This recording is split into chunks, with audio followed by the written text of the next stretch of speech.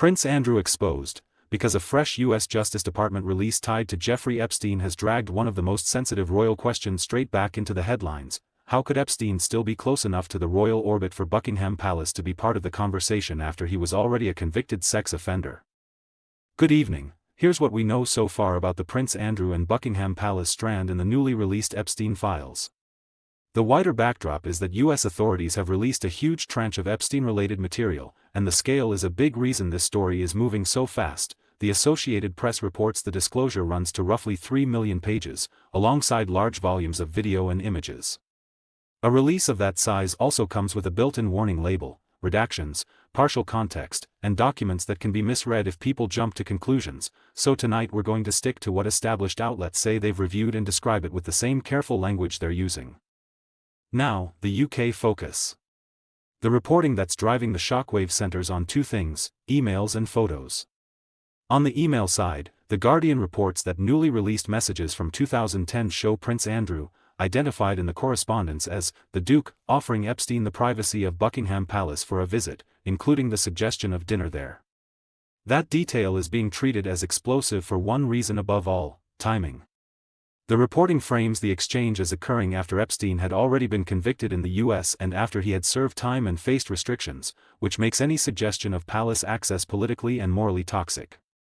The same Guardian reporting also describes another thread from that period in which Epstein discussed introducing Andrew to a 26-year-old Russian woman and shared details about her, with the Duke responding positively in the exchange as presented. The Washington Post has also reported on this Buckingham Palace angle, describing the same central claim: emails in which Andrew, using an account labeled The Duke, invites Epstein to dinner and private time at Buckingham Palace, and Epstein replies with an offer to introduce him to a 26-year-old Russian woman.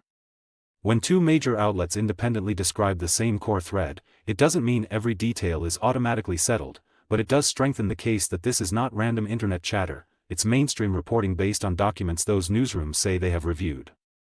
Then there are the photographs, arguably the most inflammatory part of the story because visuals hit differently than text. The Washington Post reports that photos included in the new release show a man resembling Prince Andrew in compromising, albeit non-explicit, poses with a clothed woman whose identity is redacted. The Guardian's live reporting uses similarly careful phrasing, saying images appear to show Andrew in a compromising posture over an unidentified female figure, with key details redacted. Notice the words, resembling, appear, described as.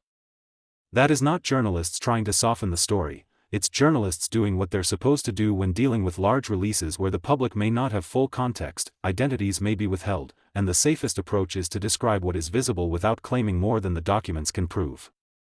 This is the point in the story where misinformation usually explodes, so let's be clear about what a professional report can and cannot say. A document dump can be newsworthy and damaging without being a court judgment. Being named in a file is not the same as being charged with a crime. A photo being published in a release does not automatically establish criminal wrongdoing, especially when context is limited and identities are redacted. Mainstream coverage at this stage is describing reputational impact and renewed scrutiny, not announcing new criminal charges against Andrew connected to these specific materials.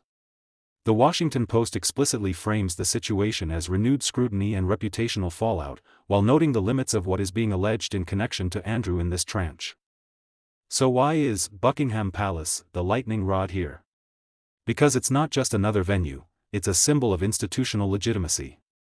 If the reporting is accurate and Epstein was offered a palace visit after his conviction, the public reaction isn't only about one individual's poor judgment, it becomes a question about gatekeeping and accountability inside elite systems: who opens doors, who ignores warning signs, and how reputational risk is handled when powerful networks are involved. That's why UK coverage treats this as a royal institution story as much as a Prince Andrew story. And you can already see how UK media is framing that institutional discomfort. Sky News Analysis describes the resurfacing of Andrew-related imagery from Epstein materials as deeply awkward for the royal family, because it visually drags a scandal back into public view at a time when the monarchy has tried to project stability and distance from Andrew's controversies. That's the media reality. The palace can point to past steps taken to separate the institution from Andrew, but a new release, a new set of documents, and especially new images can reset the conversation overnight.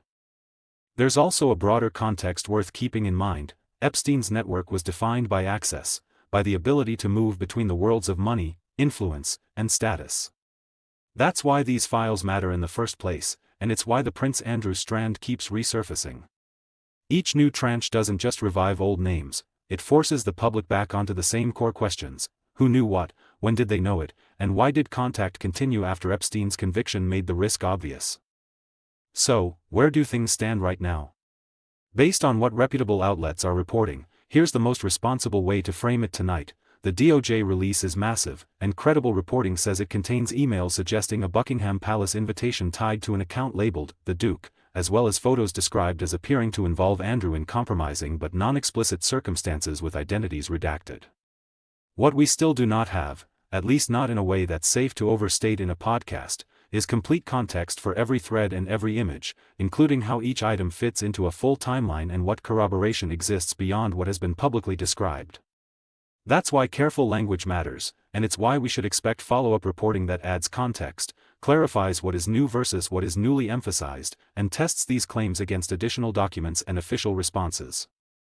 The takeaway is simple, and it's exactly why this is back as a breaking story. If these reported documents and images are described accurately, they suggest that even after conviction, Epstein still had channels into the highest status environments, close enough for palace access to be discussed, and that is a trust crisis, not just a tabloid scandal.